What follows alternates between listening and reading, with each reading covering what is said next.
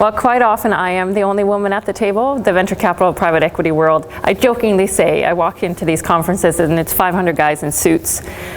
Now, I see it as a competitive advantage. So rather than seeing it as a challenge, I see it as a competitive advantage. So rather than being a wallflower and hiding, I opt to be embracing the fact that I'm a female and that I'm different. So quite often at conferences like this, I will dress in something pink, for example, because I'm in an ocean of guys in dark suits. So why not stand out? Now, I also think that when I sit in meetings and I sit in a room full of men, I try not to think about it as male-female. I think about it qualified or not qualified.